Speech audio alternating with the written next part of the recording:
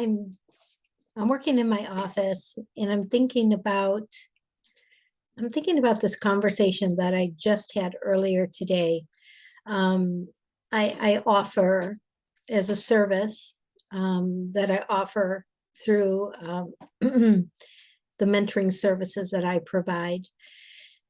I offer something called the Forgiveness Portal. And the Forgiveness Portal is a set of weeks that I work with someone one-on-one, and they work independently as well, specifically on the subject of forgiveness. And it's a very holistic forgiveness experience.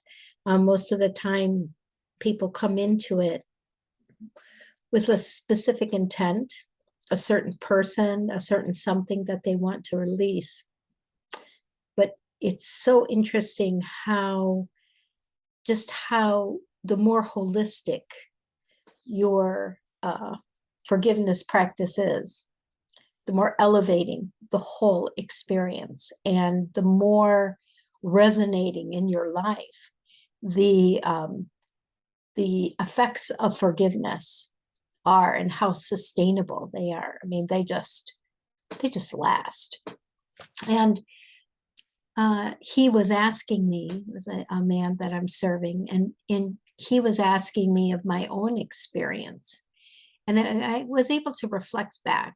I'd never really understood the importance of forgiveness, or that it was even a big deal, quite honestly. I didn't realize how, until something big in my life occurred, something big enough to cause me to dig in and say, no, I'm not talking to this person anymore. I'm not talking. And it was a situation, it was a family situation. And anyone who knows me knows that I am like the person that I really love when everyone gets along. I mean, who doesn't?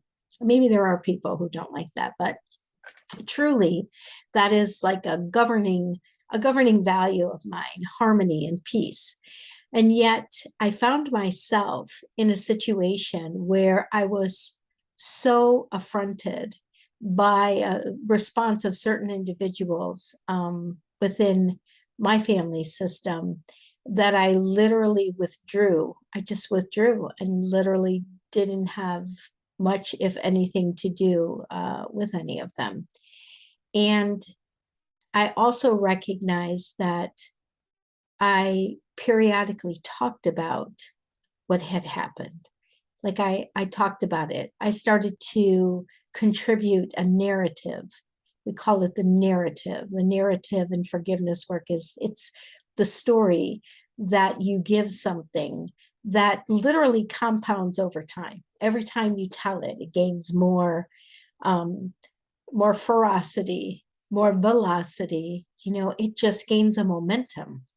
And sometimes the facts even become blurred because you become more and more and more reinforcing your own perspective. I know I have this mug right here that I'm drinking out of, some broth. And, I'm looking at this mug, and to me, the handle is on a certain side and the pattern is a certain pattern. And we're both looking at the same mug, but you're going to see it differently because you're seeing the opposite side of the mug. And that's how situations are. There's always more than one perspective of what happened.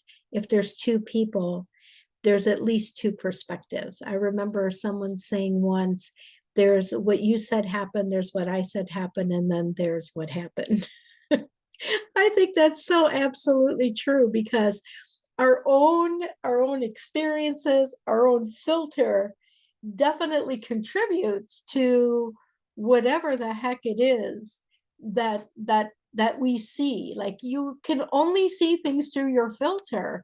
I can only see things through mine. The reason I'm such a advocate of forgiveness work, because it's saying I forgive is not forgiveness work. Forgiveness work is, there's some specific processes that are done in a specific way that will release the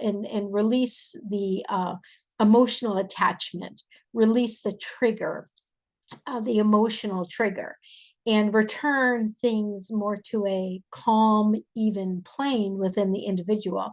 And the work that I do doesn't involve another person. All of the processes are just like my processes that I did in forgiveness work and that I continue to do as I need to, as life goes on. You know, life is messy. Life is messy. Life involves people and circumstances that are messy. And so messiness is going to crop up. And when you catch yourself assigning stories to things and wanting to talk about something, there's something that's not resolved. There's some responsibility personally. It's bothering you. You can't set it down because on some, internal plane, you know that this is not resolved and it needs to be resolved for you to live in the now. And I believe that the best futures are created when the canvas of the now is as clean as it can possibly be. That would include our lens, how we see things. Our lens is the accumulated perspective of our life. And when we have unforgiveness in that lens, it colors it. It just does. And it what it does is it bogs you down. It decidedly bogs you down. So I just recall receiving a recommendation for a book, and then she actually sent it to me. And that book literally changed my life. And it is a book that I use in conjunction with a couple of other forgiveness systems. But I want to tell you that the transformation of the release of grudges is an amazing thing. And I know that a lot of times people think that forgiveness is forgetting. I can't forget that he did that. No, we don't want you to forget. I wouldn't encourage you to forget, but you also don't sit there remembering every day.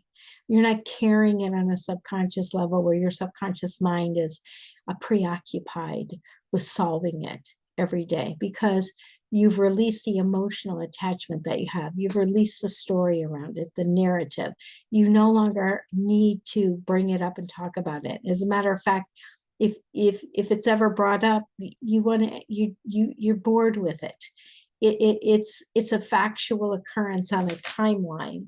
Something occurred, but you don't have to drag it out and dress it up and parade it around and put all of your creative energy into maintaining this grievance from the past, or maintain this transgression that was done to you from the past.